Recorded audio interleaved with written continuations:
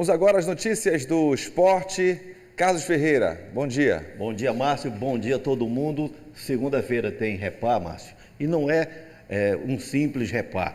Da rodada toda da Série C, é o jogo mais tenso, não tem a menor dúvida. E justamente por isso, a figura do árbitro tem uma importância muito grande, né? O árbitro vai ser Vinícius Gonçalves Araújo.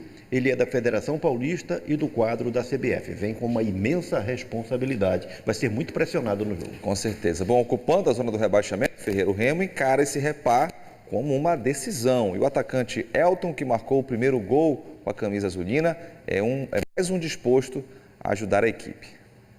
Elton viveu a primeira experiência ao lado da torcida do Remo. Fez inclusive o primeiro gol com a camisa azulina logo no segundo jogo dele pelo Leão, mas nada adiantou. Derrota para o Operário em casa nos últimos minutos. Finalzinho ali, faltou um pouquinho dessa concentração, faltando um pouco mais ali de um minuto. Esses detalhezinhos que vem fazendo a diferença aí nesses últimos jogos. É procurar trabalhar mesmo no final do jogo, aprimorar essa concentração, esse foco aí, e para que nas próximas partidas isso não venha nos prejudicar. O atacante foi uma das alternativas no segundo tempo, quando o Remo perdia por 1-0. Para o clássico Repá, o time azulino conta com a volta do goleiro Vinícius e do atacante Pedro Vitor, artilheiro do time na competição com 3 gols. Ambos estavam suspensos. Anderson Shoa também deve ficar à disposição. O volante estava no departamento médico do clube. Aos 37 anos, Elton deve aparecer também no Repá. Mais uma experiência na carreira do atacante. A gente sabe da responsabilidade, da grandeza que é o Repá, né? Ainda mais no momento que a gente está passando aí, a gente sabe que a vitória será importantíssima. Acho que a gente vai trabalhar bastante. A gente sabe que não é fácil jogar clássicos, que no dia do jogo a gente possa fazer um bom jogo aí e buscar essa vitória nesse clássico, que vai ser muito importante para a sequência do campeonato. Desde a chegada do técnico Ricardo Catalá, o Remo ainda não tinha perdido. Foram 7 jogos de invencibilidade nessa trajetória. Aí veio a derrota para o Operário e o Leão está de volta à zona do rebaixamento. Restam 7 rodadas para o final da primeira fase. E aí o time precisa diminuir a margem de erro para planejar algo melhor ainda nesta Série C. A gente sabe que o que a gente fez até agora não foi suficiente. A gente precisa fazer mais todos. Não só os mais experientes, mas todos. Acho que todo mundo aqui tem que ser útil, precisa ser útil, porque a gente precisa tirar o Remo da situação que está. Então, procurar trabalhar. A gente sabe que só o trabalho vai nos colocar numa posição melhor. Trabalhar bastante, ver o que a gente está errando, porque está faltando apenas 7 jogos, o campeonato está se afunilando e a gente precisa fazer mais ainda do que a gente já fez até agora. Bom, no futebol, principalmente em decisão, aos que correm mais e aos que decidem mais. Nesse caso, jogadores como Elton, por exemplo, no Remo, ou Robinho no Paysandu, que são tecnicamente acima da média, o próprio Muriqui no Remo, não são jogadores de quem você vai esperar uma grande correria.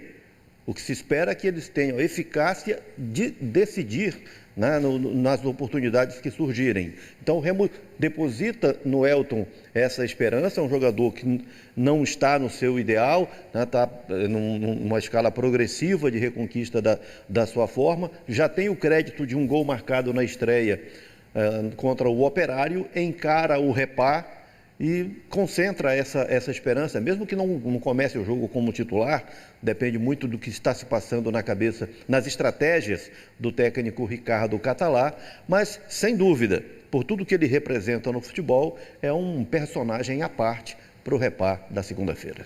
Bom, Ferreira, agora falando do Paysandu, por lá no Papão, nada de descanso antes desse clássico, vamos acompanhar na reportagem. Depois da derrota para o Brusque, Hélio dos Anjos foi para a entrevista coletiva com números preocupantes e avisou: 21 quilômetros com o jogo, você não vai chegar a lugar nenhum. Vai sangrar. Vai doer em muita gente, só os fortes vão ficar. Aí aí, meu amigo, haja gás, porque a comissão técnica não tá dando moleza para os jogadores. São treinos intensos mesmo. A galera tem sofrido na mão da turma da preparação física, principalmente agora, quando o Repá é o próximo desafio. A gente tem uma semana aberta, uma semana com muitos dias para trabalhar, e é o que o professor vem frisando isso, que era tudo que ele precisava e que nós também precisávamos para estar entendendo a forma que ele quer de jogar, aumentar o nível de intensidade, quilometragem de jogo, os números que ele gosta. Então, essa semana tem sido boa para a preparação para o Clássico. Para se preparar para o Clássico, o Paysandu vai ter mais que uma semana inteira de treinos. Inclusive, no domingo, tem atividade aberta para o torcedor acompanhar. Com esse tempo de trabalho, o técnico Hélio dos Anjos espera dar mais intensidade para o elenco bicolor e deixar o time cada vez mais perto do G8. O primeiro dia de trabalho dele, a nossa quilometragem de intensidade de corrida já foi muito mais alto do que a gente vinha acostumado a treinar. Então isso é algo que nitidamente a gente já percebeu e já mudamos isso, né? A questão da intensidade, que é o que ele gosta. O Repá vai ser a terceira partida do Paysandu nesse retorno de Hélio dos Anjos. E mesmo com pouco tempo de trabalho, o Arthur acredita que o técnico já está deixando o time com uma nova cara. Algo que pode ser visto na última rodada do Brasileirão, quando o Paysandu venceu o Amazonas, líder da competição, por 2-1. A vitória sempre ela traz coisas positivas, né? Mas a gente tem consciência do momento que a gente vive, né? A gente precisa evoluir em muitos aspectos e estamos trabalhando para isso. O Hélio, né, tem nos preparado o máximo para isso, para nos adequar à forma que ele quer, para que a gente esteja no nível de ideal de performance, para estar mais tranquilo na tabela, tranquilo nos jogos, para desempenhar a nossa melhor performance. Para a próxima partida, o Papão tem alguns desfalques. Ficam de fora o zagueiro Wellington Carvalho, o lateral Eltinho e os volantes Nenê Bonilha e Giovani. Todos estão suspensos. Apesar dos problemas, nada abala a confiança antes do clássico Rei da Amazônia. Bom, o clássico é sempre um jogo diferente, né? Ainda mais aqui o Repá, que é um dos clássicos, né, mais importantes, mais jogados do país. Então a gente tem que passar sempre tranquilidade, né? Independente, a gente sabe que não é um jogo fácil, é um jogo difícil, principalmente por causa do momento, mas é passar tranquilidade, estar com a cabeça boa, estar 100% preparado, focado, prestar atenção no que o professor vai nos passar para o jogo, para que a gente possa fazer um grande jogo. O futebol está cada dia mais acelerado e nenhum time consegue ser competitivo se não for intenso. Esse era o problema do Paysandu, que não por acaso é o time que mais tomou gols na competição. Não tendo intensidade, não tinha competitividade, principalmente no retorno, na perda da posse de bola, para recompor o sistema de marcação. O Paysandu pecava muito nisso. E para sair da defesa para o ataque também, nas transições, o Paysandu era lento, era desarticulado, a questão física tinha uma relação direta. O outro ponto, nenhum time, Márcio, consegue ser intenso no jogo se não tiver a mesma intensidade nos treinos. Sim. Você tem que treinar na condição em que você pretende jogar. Então, o Hélio dos Anjos, quando percebeu isso, tratou de mudar a rotação do time nos treinamentos, forçar para que o time possa responder nos jogos. Já houve uma resposta positiva no jogo de Manaus, vejamos no Repá, porque também uma mudança de rotação, como está havendo no Paysandu, gera um certo desgaste, e aí a comissão técnica tem que administrar, tem que dosar, tem que gerar o repouso para compensar a elevação do nível de intensidade, para que os jogadores consigam atingir a sua melhor condição física para a partida seguinte, que é o caso do Repá, que além de tudo vai ter todo o componente emocional. Então o time precisa ter muito equilíbrio para manter a concentração, para cumprir funções, para conseguir ser competitivo no sentido da bravura, mas competitivo também no item organização. Então está aí o trabalho do Paysandu para a recuperação dentro da competição em cima dessas valências fundamentais. E o Paysandu anunciando mais um contratado do ano, né, Ferreira? Pois é, um lateral esquerdo, né? O Paysandu já tinha 2 laterais esquerdos, agora tem o terceiro, que é o Kevin, um jogador que trabalhou com o Hélio dos Anjos no Náutico e que foi contratado, já está trabalhando no Paysandu, enquanto o Paysandu segue à procura de um lateral direito, que é a maior carência que há no elenco bicolor. E vai ter o Gustavo Custódio estreando no ataque, se não no Repá, no jogo seguinte. Mas provavelmente no Repá ele já estará regularizado, apto para ser uma cara nova nesse papão de tantas caras novas a cada jogo, né? Caras novas, e tem novidade hoje, né, Feira? Afinal, essa semana o baú passou da terça para quinta-feira, né? Entrou na onda do TBT, né? Do TBT. Então vamos lá, então, com o nosso baú de hoje.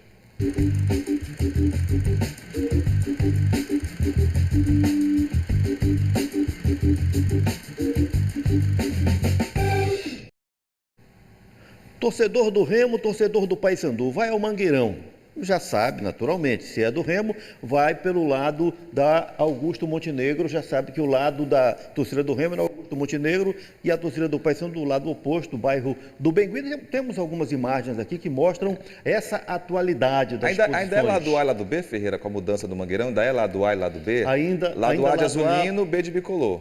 Exatamente. E A de Augusto Montenegro e B de Bengui também. Pronto, pode ser. Tá então, essa é a forma como os torcedores se distribuem no Mangueirão, aí uma imagem aérea mostrando bem esse cenário, essa questão. Tá ao lado, essa daí, né? Mas, Márcio, e lá no comecinho? Sim. Você tem ideia de como que era? Como é que foi essa divisão, né? O primeiro repá foi em fevereiro de 1978. Para aquele primeiro repá, quais seriam as posições das torcidas de Remo e Paysandu? Essa foi a grande questão na semana daquele jogo, que era válido pelo Campeonato Brasileiro. E aconteceu o seguinte, uma rádio propôs uma coisa, outra rádio propôs outra coisa, gerou-se uma grande desinformação sobre de que lados ficariam as torcidas de Remo e Paysandu, de que lado ficaria do Remo, de que lado ficaria a do Paysandu, e as duas tinham preferência pelo lado que hoje é ocupado pela torcida do Remo. Na época em que o Mangueirão era só uma banda, né? Ainda não chegava a ser 50% do que é hoje. E aí o Orlando Ruféio, hoje benemérito do Clube do Remo, tomou uma iniciativa, gerou uma história que vale muito a pena a gente resgatar aqui no baú. Fala, Ruféio. Alô, amigos do Bom Dia Pará. Carlos Ferreira, complementando o que você falou há pouco, eu gostaria de ressaltar que tão logo foi escolhida a data do primeiro reparo Mangueirão, uma emissora de rádio convidou a mim e o representante do Paysandu para que escolhêssemos de comum acordo o local que abrigasse a torcida de Remo e Paysandu. Sabedor disso, no dia seguinte eu fui até o Mangueirão e o funcionário Hamilton Branco, popular Socó, ex-atleta do Clube do Remo, facilitou meu ingresso até a arquibancada para que eu pudesse medir o tamanho maior que abrigasse a torcida do Remo.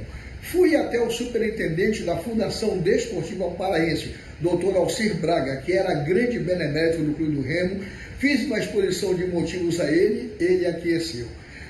Fomos ao Mangueirão, eu, Manel Ayan e Eduardo Souza. Dormimos no Mangueirão, acordamos às 5 da manhã e colocamos as faixas na arquibancada maior que caberia ao Clube do Remo. Por que isso? Porque outras emissoras de rádio estavam pleiteando o direito de escolher o local para colocar as torcidas de Remo e Paysandu. E foi assim que aconteceu. Primeiro repá no Mangueirão, a maior torcida foi do Clube do Remo, foi um jogo inesquecível, uma data que jamais esqueceremos e predominou a supremacia da torcida do Clube do Remo, hoje denominada de Fenômeno Azul.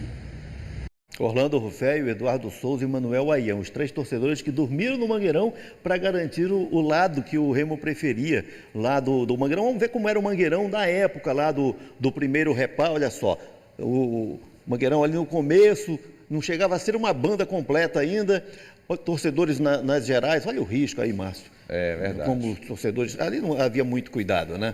E aí eles foram para o Mangueirão, dormiram no Mangueirão, e logo cedo colocaram as faixas, garantiram o lado que o Remo queria. A continuidade da obra do Mangueirão foi ali para o lado do Planetário. Então, por isso, a torcida do Remo hoje ocupa o lado que é da Augusto Montenegro e a do Paysandu, o lado do Bengui, que depois teve o complemento, né, pelo lado oposto, e assim se definiram os lados ocupados pelas torcidas de Remo e Paysandu no Mangueirão. Muito bem, tá aí então a história. Carlos Ferreira trazendo o baú agora às quintas-feiras, então as histórias do baú na quinta-feira, né, Ferreira? Na onda Vamos do TVT. seguindo porque tem mais notícias do futebol paraense. Falamos de Remo Paysandu, agora tem o Águia, o azulão arabaense, que ainda não conseguiu a classificação para a próxima fase da Série D. Tem mais uma chance neste final de semana. A equipe de Marabá enfrenta o São Raimundo de Roraima, no Zinho Oliveira, na estreia do técnico Rafael Jacques. Na apresentação do técnico Rafael Jacques, não faltaram elogios para o atual campeão paraense. Fez uma ótima campanha no campeonato estadual, né, sendo valorizada com o título estadual. Tem feito uma boa campanha na Série D, dentro do G4 o tempo todo. Tem um grupo qualificado, teve aí a saída de algumas peças importantes. Mas estamos conversando com a diretoria para futuro ver em relação a isso. O gaúcho de 47 anos comandou o Sergipe este ano no grupo A4 da Série D.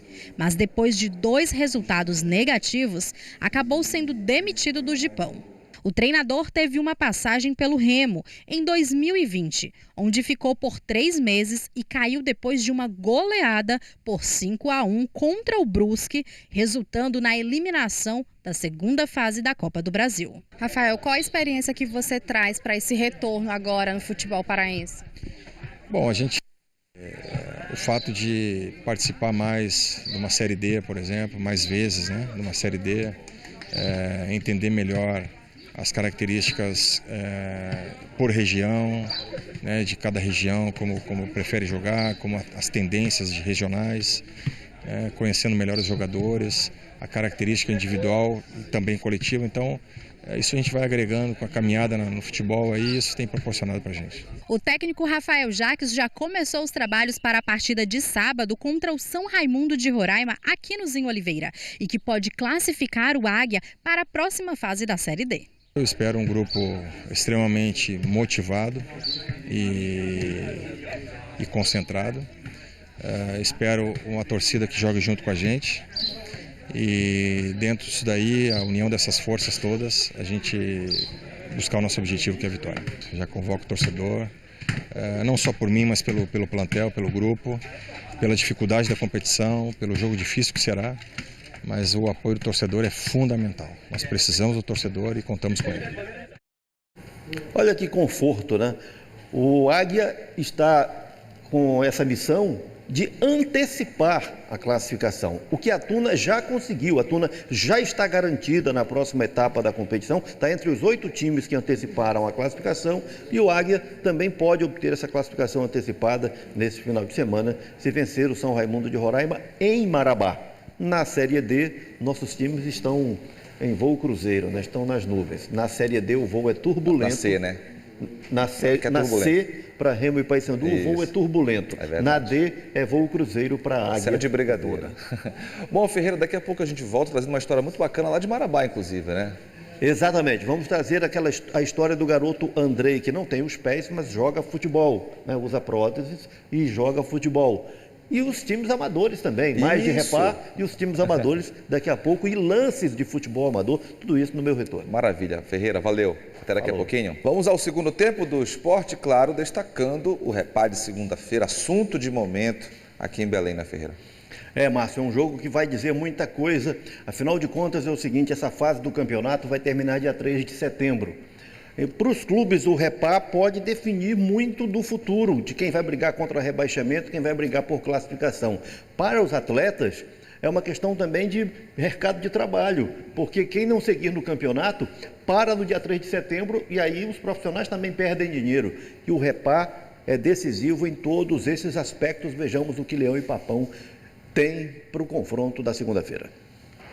Depois da derrota para o Brusque, Hélio dos Anjos foi para a entrevista coletiva com números preocupantes e avisou: 21 quilômetros com o jogo, você não vai chegar a lugar nenhum. Vai sangrar. Vai doer em muita gente, só os fortes vão ficar. Aí, meu amigo, haja gás, porque a comissão técnica não tá dando moleza para os jogadores. São treinos intensos mesmo. A galera tem sofrido na mão da turma da preparação física. Principalmente agora, quando o Repá é o próximo desafio. A gente tem uma semana aberta, uma semana com muitos dias para trabalhar. E é o que o professor vem frisando isso, que era tudo que ele que ele precisava e que nós também precisávamos para estar entendendo a forma que ele quer de jogar, aumentar o nível de intensidade, quilometragem de jogo, os números que ele gosta. Então, essa semana tem sido boa para a preparação para o Clássico. Para o Clássico Repá, o time azulino conta com a volta do goleiro Vinícius e do atacante Pedro Vitor, artilheiro do time na competição com 3 gols. Ambos estavam suspensos. Anderson Shoa também deve ficar à disposição. O volante estava no departamento médico do clube. Aos 37 anos, Elton deve aparecer também no Repá. Mais uma experiência na carreira do atacante. A gente sabe da responsabilidade, da grandeza que é o Repá, né?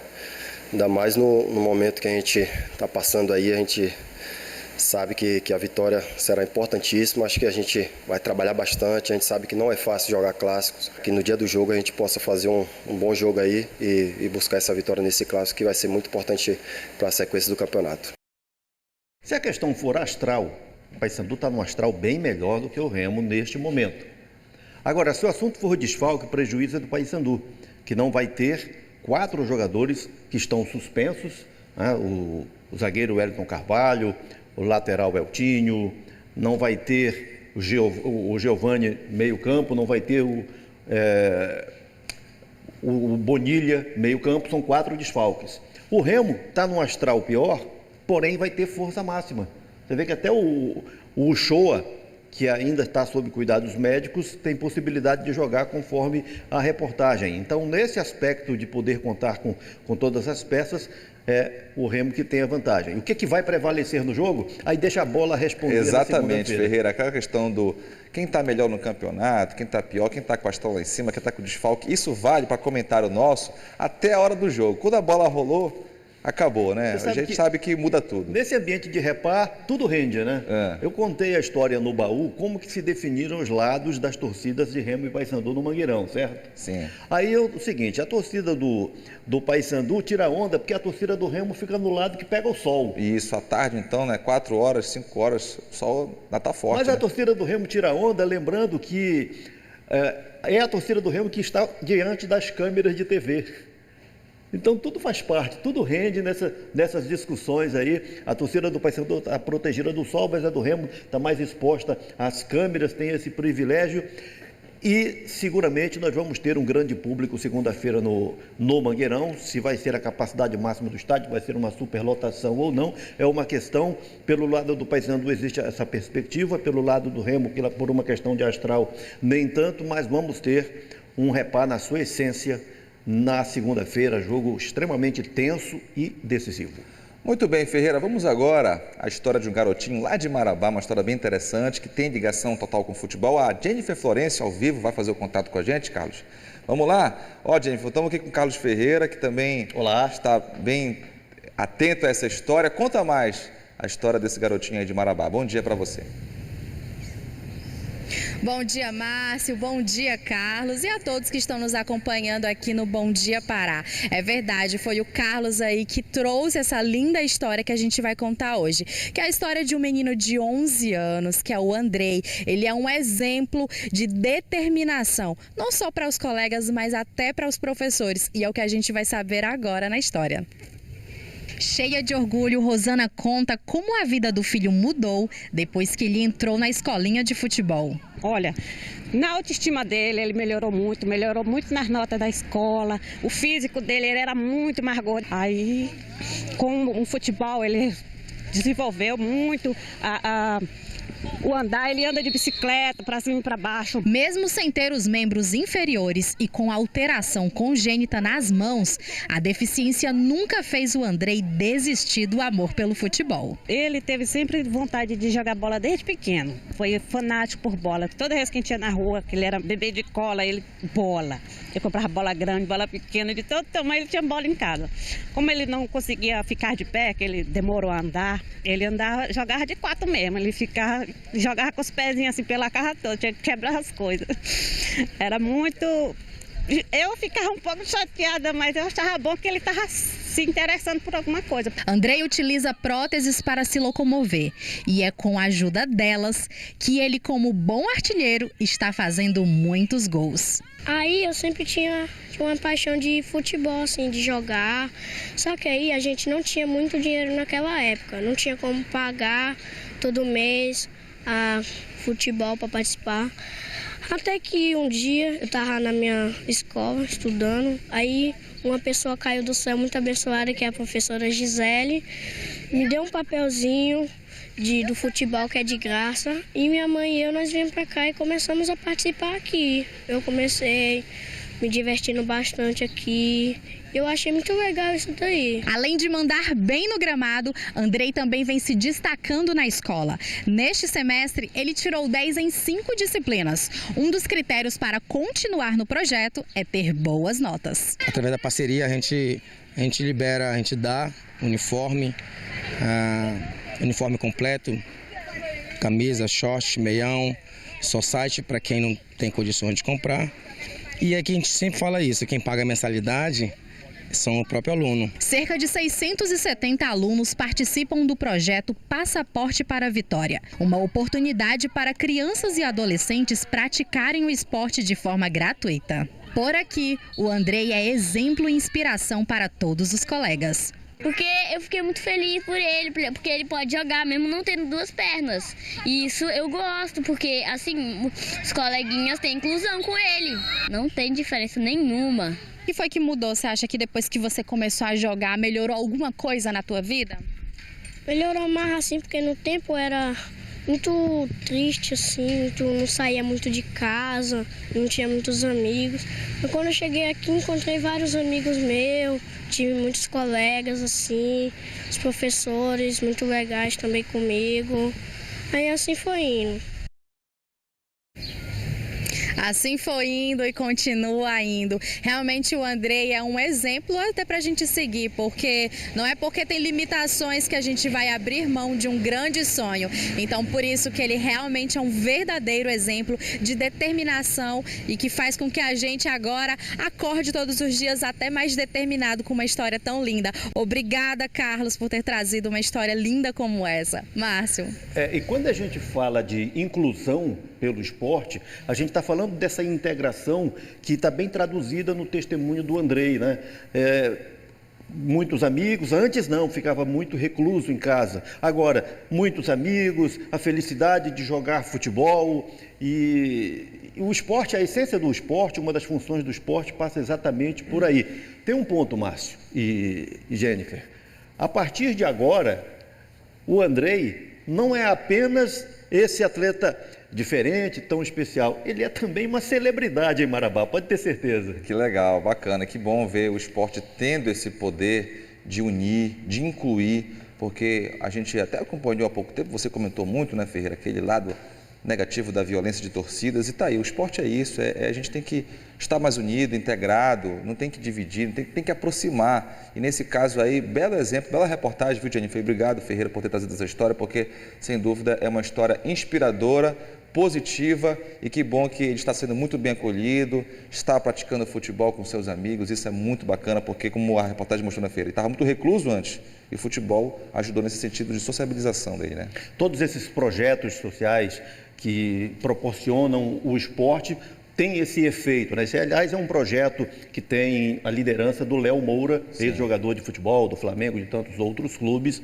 e que está espalhado no Brasil inteiro, e que em Marabá tem no Andrei hoje um protagonista. Maravilha. Jennifer, obrigado pela reportagem, bom dia para você e um bom trabalho aí em Marabá. Vamos seguindo aqui, Ferreira, porque tem equipes do futebol amador, futebol pelada. Instalou, foi fraco. Melhorou agora. Agora vem para a tela. Ferreira. Começamos pelo Marapira Atlético Clube de Oeiras do Pará. Aí o Marapira na tela do BDP. Chegou a hora do Atlético Ouremense, município de Ourém, obviamente. Né? Aí está o Atlético Ouremense, passando a bola para o Última Hora. Vila Cafezal, Magalhães Barata. Depois do Última Hora, quem chega é o São Miguel, cinquentão do município de Maracanã. Está aí o São Miguel. E agora, Bebi em Pé. Time do conjunto Valparaíso, Ananindeua. Márcio, Bebi em Pé. Nada demais, eu queria ver beber deitado. A questão é ficar em pé depois de beber, né? Beber em pé até eu. 2 copos. Pronto. Mas aí está, o beber água, em né, pé. Ferreira? E água, né? Pode até ser uma cervejinha. Pode, tá certo. 2 copos. 2 só, tá bom. Com moderação. Depois do beber em pé, vem o time da Vila Piquiá. Irituia, também na tela de honra do Bom Dia Pará. Alvorada, time do campeonato do COPM, Belém. Aí está o Alvorada. Bons amigos do Telégrafo, Belém, cumprindo aí a essência do esporte, que é fazer amizade. Os bons amigos do Telégrafo, passando a bola para o Jarandeua, futebol pelada, município de Marapanim. Depois do Jarandeua, vem o Flamengo da Cachoeira, da cidade modelo Castanhal. O Flamengo passando a bola para o Águia, Futebol Clube Master de Icoaraci. Está aí o Águia, e agora é a hora do Roma Futebol Trem, Cidade Nova, Ananindeua. E a galera cheia de marra aí. Maravilha. O Roma passa a bola para o Remo. O tricampeão de futsal sub-8, está aí a meninada do Remo. E já que eu mostrei esse Remo tricampeão de futsal sub-8, que tal a gente ver o gol que deu esse título? Vamos ver então, chegou o lance aí? Já vai surgir na tela, tá aí o lance, olha, do Gabriel Sá fazendo o gol da vitória do Remo sobre o Paysandu. Belo gol, hein? Decidiu o sub-8, tá aí o Gabriel Sá comemorando o gol, ele que foi eleito o melhor jogador da competição desse sub-8, tá aí o Gabriel exibindo o seu troféu e o momento da festa da garotada azulina pela conquista do tricampeonato do futsal sub-8. Vamos para o futebol? Vamos lá, tem mais gol rolando aí? Bem raiz. Vamos ver. Bem raiz. Gol olímpico, Márcio, é o que a gente vai ver agora. Isso ocorreu lá em Portel. O Buchudo foi quem cobrou esse escanteio e botou direto para a rede. Grande gol do Buchudo. Gostei do apelido, Ferreira. Sim, não tenha dúvida de que é apelido. Não, eu gostei do apelido. Gostou do apelido? Ficou legal, original. Bem, tudo aí é a essência, né? Você vê o campo, tudo é bem raiz, é isso que eu quero dizer. Bem. Pouca grama, muita areia, pouca grama, né? Pouca grama. O apelido, que na pelada é algo que é bem característico, né? Enfim. Importante que ele aceite esse apelido, tá? Sem gordofobia, claro. Ele aceita, é chamado assim porque ele deve aceitar numa boa, leva numa boa. Certamente. Então, aí Portel produzindo para nós o lance que fecha o esporte de hoje no Bom Dia Pará. Muito bem, Ferreira. Valeu. Semana que vem tem mais. Fui.